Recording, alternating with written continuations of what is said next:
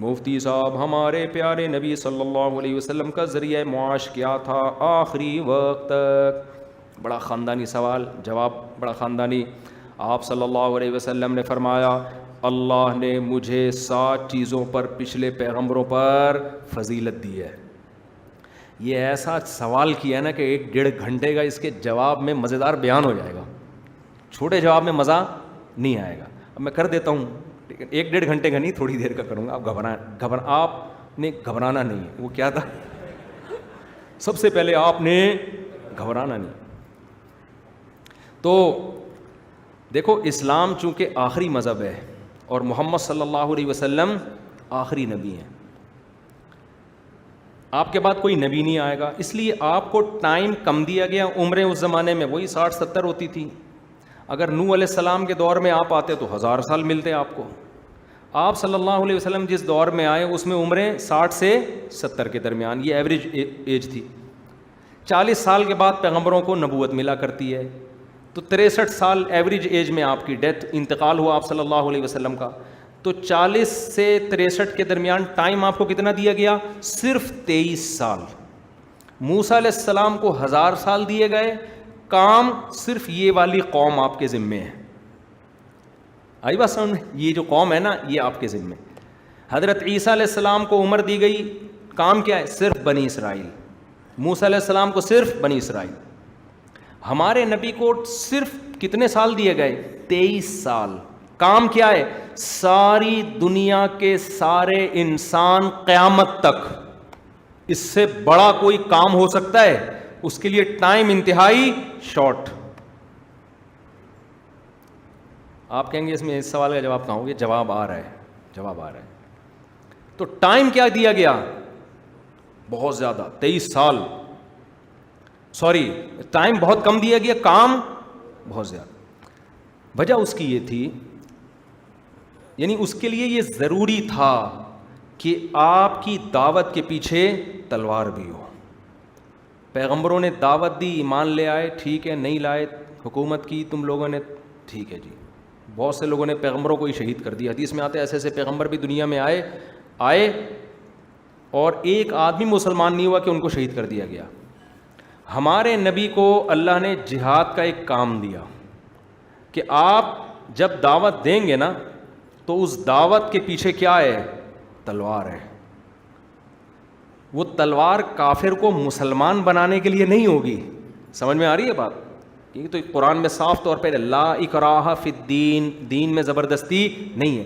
وہ طاقت ان ظالم اور جابروں کی حکومت ختم کرنے کے لیے ہوگی جو اللہ کے نظام کے علاوہ کوئی اور نظام دنیا میں چلا رہے ہیں. نظام صرف کس کا ہوگا؟ اللہ کا. سسٹم کس کا چلے گا؟ اللہ کا. لوگ کہتے ہیں نا محمد بن قاسم معاذ اللہ لٹیرا تھا، ادھر آ کے اس نے یہ کیا، لوٹ. ایسا کچھ بھی نہیں ہے. محمد بن قاسم کی ہسٹری پڑھیں. ہندو اب تک یاد کرتے تھے اس کو، اس کی تصویریں. مسلمان تصویریں نہیں بناتے تھے، محمد بن قاسم کی ملتی ہیں. ہندوؤں نے پوجا شروع کر دی تھی اس کی. وجہ کیا تھی کہ ہندوؤں کا جو اس وقت راجہ داہر تھا وہ ظالم تھا. لوگ کہتے ہیں یہ کہ آپ کی زمین ہے نہیں، آپ دوسرے کی زمین پہ جا کے حملہ کرو. تو راجہ داہر کی کون سی وہ زمین تھی؟ وہ بھی تو کہیں سے آیا ہوگا نا. یا وہ نہیں آیا تو اس کے باپ دادا آئے ہوں گے. ہماری اپنی زمین تو صرف وہ تھی جہاں آدم علیہ السلام اور اماں ہوا اور ان کے بچے پیدا ہوئے تھے. باقی تو ساری دوسروں کی تھی. تو اسلام نے رسول اللہ صلی اللہ علیہ وسلم کو تلوار دے کے بھیجا. یہ حدیث میں آتا ہے کہ اب آپ نے 23 سال کے عرصے میں قیامت تک، تو اب اس دعوت کے پیچھے کیا ہے؟ تلوار. کے حکومت ظالم اور جابر کی برداشت نہیں ہوگی. جو اس راستے میں آئے گا اس کو ہٹایا جائے گا. تو اس کے لیے ضروری تھا کہ آپ کو تلوار استعمال کرنے میں رائٹس زیادہ دیے جاتے، حقوق زیادہ دیے جاتے. اس کی میں ایک مثال دیتا ہوں، پھر بڑا مزہ آئے گا انشاءاللہ. صلو علی الحبیب. تو وہ جو ہے نا حضرت ابو سفیان رضی اللہ تعالی عنہ اسلام قبول نہیں کر رہے تھے.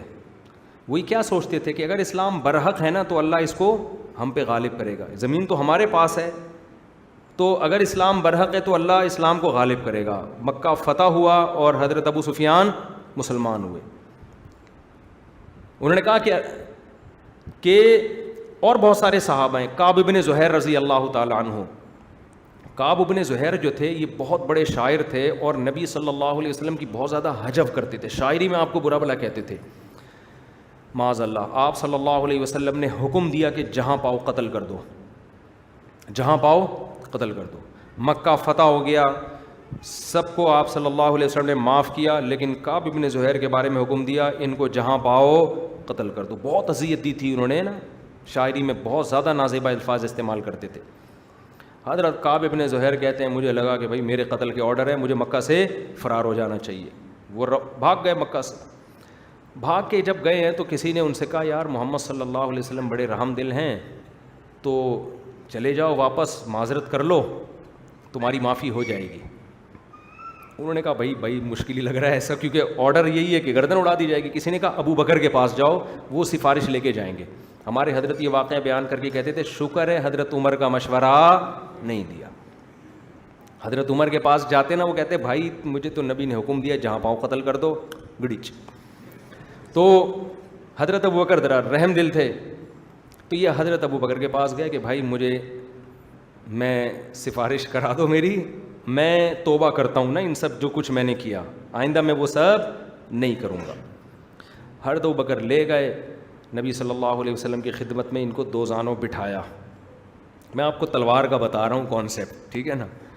جب دو زانوں بٹھایا تو انہوں نے نبی کی شان میں شاعری شروع کر دی. ان کو پتا تھا بھائی اب شان میں شاعری کرو تاکہ نبی کا غصہ ٹھنڈا ہو. عربوں کی عادت تھی کہ جب بھی کسی کی کوئی بھی شاعری کرتے پہلے اس میں اپنی محبوبہ کا تذکرہ ڈال دیتے تھے. یہ عربوں کا کلچر تھا کہ اپنی معشوقہ اس کی تعریفیں شروع کر دیتے تھے. اسلام نے اس کلچر کو ختم کیا کہ بھئی اللہ اور اس کے رسول اللہ کی حمد کرو. یہ جو خطبہ ہے نا ہر بیان سے پہلے, یہ اسی لیے مشروع ہے کہ اللہ کی تعریف اور نبی پر درود پڑھو, اس کے بعد بات شروع کرو. تو عربوں میں یہ نہیں تھا, عربوں میں تھا اپنی محبوبہ کو پہلے چھیڑو, اس کا تذکرہ کرو, اس کے بعد ٹو دا پوائنٹ بات پہ آؤ. تو یہ نبی کی محفل میں آئے, انہوں نے اپنی محبوبہ کا تذکرہ شروع کر دیا. نبی سنتے رہے, اس لیے کہ آپ صلی اللہ علیہ وسلم کے اخلاق تھے. آپ نے کہا بھئی ابھی آیا نیا نیا تو ٹھیک ہے اسی کلچر پہ چلنے دو, بعد میں چینج ہو جائے گا خود ہی. تو آگے بیٹھے انہوں نے اپنی محبوبہ کا تذکرہ شروع کر دیا. بانت سعاد فقلب اليوم مبتول متیم اسرہا لم یفد مقبول. سعادہ چلی گئی. اچھا میں جب عربی ادب پڑھاتا ہوں نا جامعۃ الرشید میں, تو طلبہ ایسا انجوائے کرتے ہیں کہ مزہ نہ آئے پیسے واپس. میں بڑے بھرپور طریقے سے جب عربی, اس سال مجھے عربی ادب کی کوئی کتاب نہیں ملی, میں نے کہا ورنہ میں یہ جامعہ کی انتظامیہ ہے, مجھے حدیث کی کتاب ملی, میں نے کہا مجھے ایک عربی ادب کی بھی دے دیں کیونکہ پھر اب ویڈیو ریکارڈ کروا کے ڈالوں گا. ادب پڑھانے کا اپنا ہی مزہ ہے, ٹھیک ہے نا. بہت ہم انجوائے کر کے وہ شاعری پڑھتے ہیں نا. بانت, پھر ہم کراچی والے اسٹائل میں ترجمہ کرتے ہیں شعر کا, اس کا اپنا مزہ آتا ہے.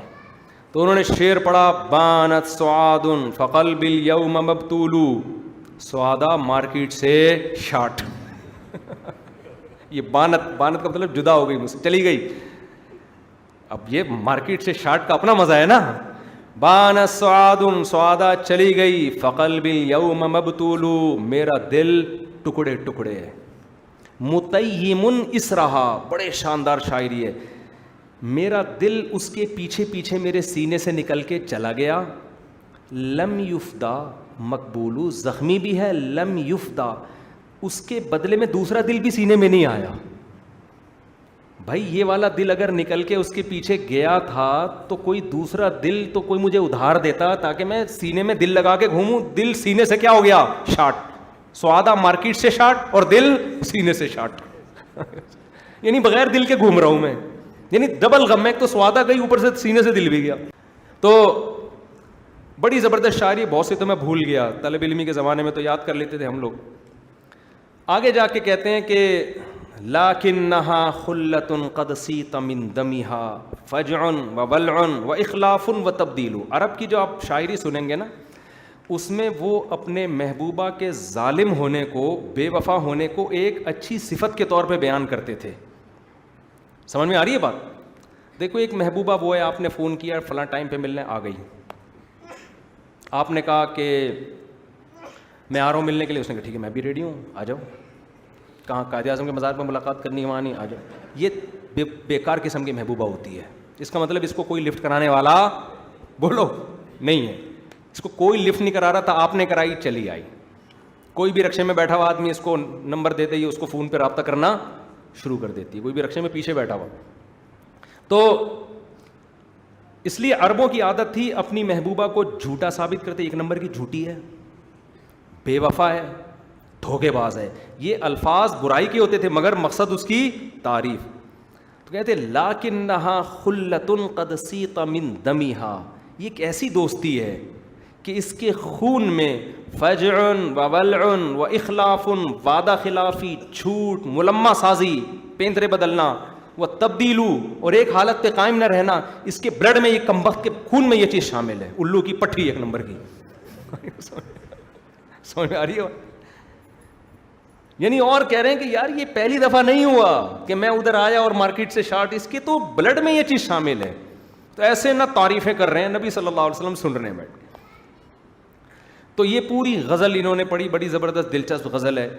وہ پڑھنے کے بعد پھر یہ آئے اپنے اصل ٹاپک پر کہ اب میں اصل شاعری شروع کرتا ہوں, اور پیغمبر صلی اللہ علیہ وسلم کی تعریف میں جو پہلا شعر کہا انہوں نے, ہمارے نبی کو اتنا جوش آیا کہ آپ نے اپنی چادر اٹھا کے فوراً ان کو ہبا کر دی, جو آپ نے پہنی ہوئی چادر تھی فوراً ان کو گفٹ کر دی. کہاں تھوڑی دیر پہلے آرڈر تھا گردن اڑا دو, اور یہاں آپ کو اتنا مزہ آیا آپ نے اپنی چادر اتاری. اس زمانے میں 2 چادریں ہوتی تھی, ایک تہبند اور ایک اوپر والی چادر آپ نے اٹھا کے ان کو گفٹ کر دی, جو پھر بہت عرصے تک ان کے پاس رہی, ان کی نسلوں میں چلی وہ چادر. وہ شعر کیا تھا, ان الرسول لسیف یستضاء بہ مہند من سیوف اللہ مسلول.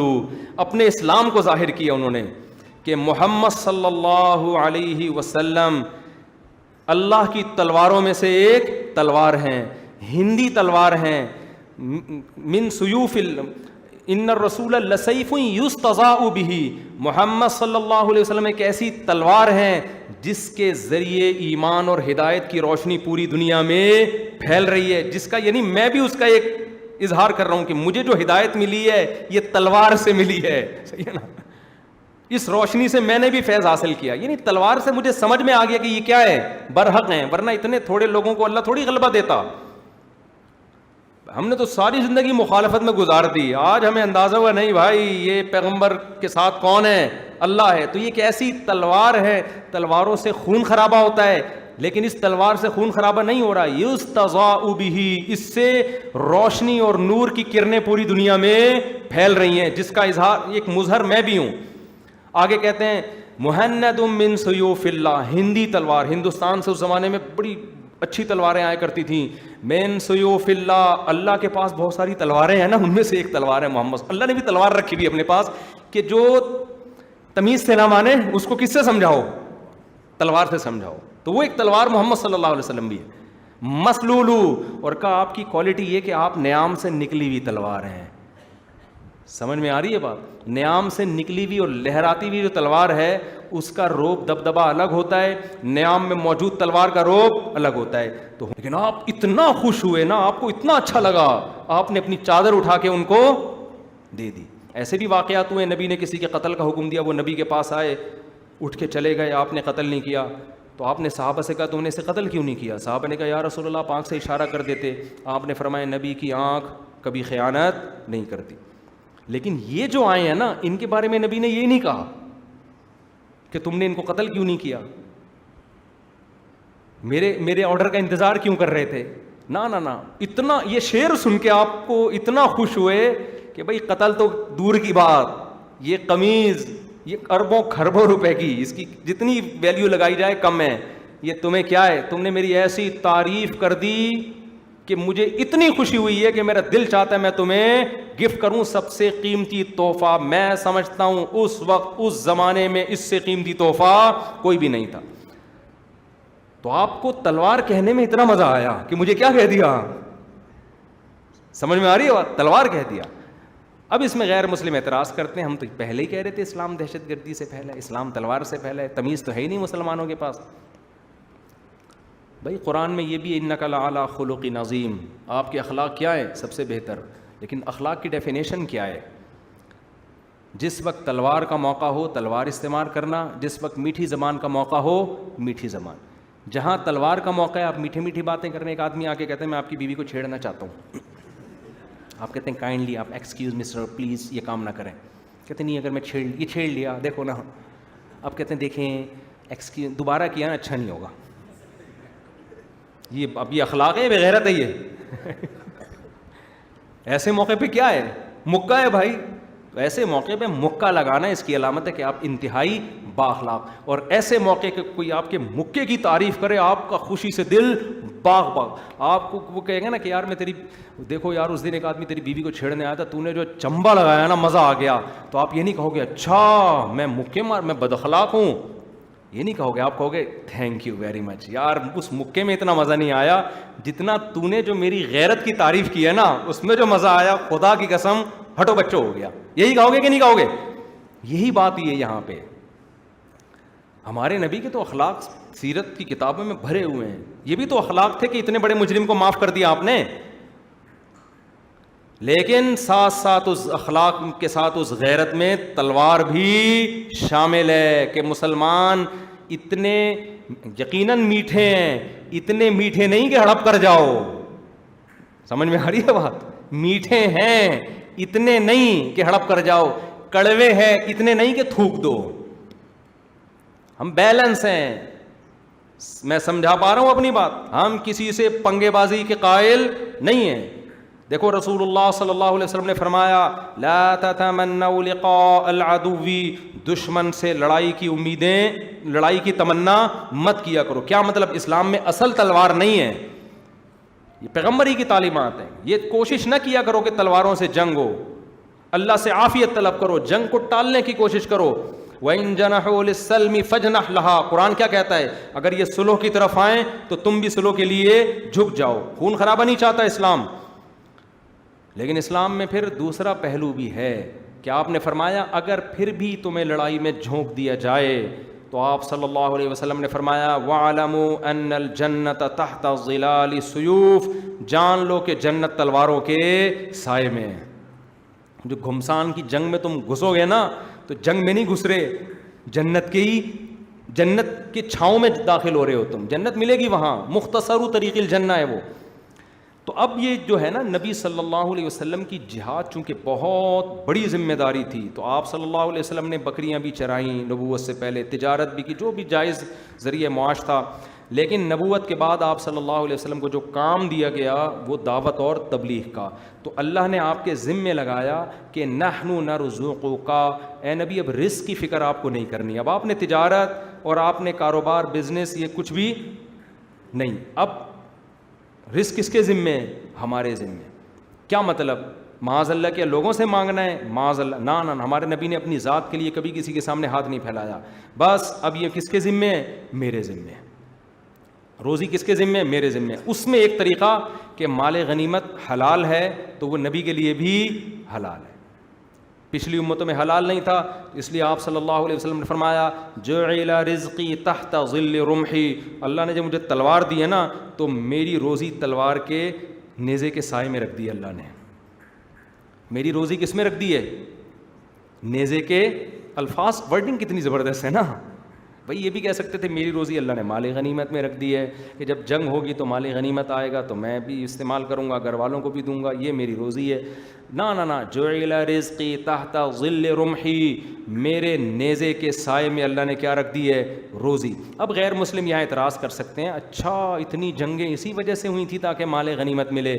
بھائی اگر نبی صلی اللہ علیہ وسلم کی طبیعت میں نقل کفر نباشت لالچ ہوتی نا کہ جنگ اس لیے کی کہ آپ کو مال غنیمت ملے, تو آپ صحیح احادیث اٹھا کے دیکھیں جتنا نبی کے حصے میں مال غنیمت آتا تھا صبح آتا تو شام ہونے سے پہلے سارا صدقہ ہو جاتا تھا. شام کو آتا تھا صبح ہونے سے پہلے سارا صدقہ ہو جاتا تھا. آپ صلی اللہ علیہ وسلم نے اپنے لیے جو لائف اسٹائل اور طرز زندگی انتخاب کیا وہ یہ کہ مال رکھنا نہیں ہے. یہی وجہ ہے کہ 40 دن گھر میں چولہا نہیں جلتا تھا. یہاں تک کہ آپ کی ازواج پریشان ہو گئیں کہ اس غربت میں ہم سے نہیں رہا جا رہا, آپ ہمیں حصہ دیں, ہمیں مال دیں. تو نبی نے کیا فرمایا کہ میرے لیے اللہ نے اسی غربت کو پسند, یعنی اللہ نے تو نہیں, میں نے خود اپنے لیے اس غربت کو پسند کیا ہے. اللہ نے تو آپ کو اختیار دیا تھا. تو اگر اسی غربت میں رہنا چاہتی ہو تو رہو، نہیں رہنا چاہتی تعالینا امتعکن واسرحکن سراحا جمیلا، میں تمہیں رخصت کرتا ہوں، کہیں اور نکاح کرو، وہاں تمہیں پیسے ملیں گے. تو انہوں نے کہا نہیں بھی ہم اسی غربت میں آپ کی زوجہ بن کے رہنا چاہتے ہیں. تو نبی کی سیرت بتاتی ہے کہ آپ صلی اللہ علیہ وسلم کی طبیعت میں لالچ کا عنصر نہیں تھا. باقی اللہ نے آپ کے پھر بھی جو اللہ نے رزق دیا آپ کو، بے شک وہ صدقہ کر دیا، وہ تلوار کے سائے میں یہ بتانے کے لیے کہ اسلام میں جہاد کی اہمیت کم نہیں ہے. ہمارے نبی کی جو سورس آف انکم تھی وہ کیا تھا؟ جہاد. یہ فخر کی بات ہے. تبھی تو آپ خوش ہوئے تلوار جب صحابی نے تعریف کی، آپ اتنا خوش ہوئے کہ جو میں ہوں ویسے ہی تم نے مجھے صحیح طور پہ میری تعریف کی ہے تم نے.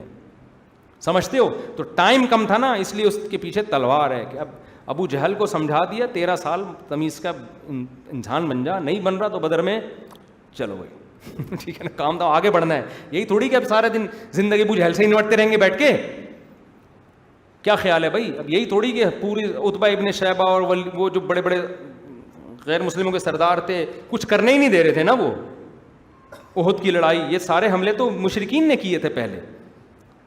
تو احد کی لڑائی ہے، غزوہ خندق ہے، تو سارے وہی کر رہے ہیں. تو بھائی ہمیں تو کچھ کرنے ہی نہیں دے رہے تم، تو پھر تلوار اٹھائی ہے نبی صلی اللہ علیہ وسلم نے. اور آپ نے جب یہ غزوہ خندق آخری لڑائی تھی جس میں مشرکین نے حملہ کیا تھا، وہ جب حملہ ناکام ہوا تو آپ نے فرمایا اب ہم پہل کریں گے. ٹھیک ہے نا، اب کون کرے گا؟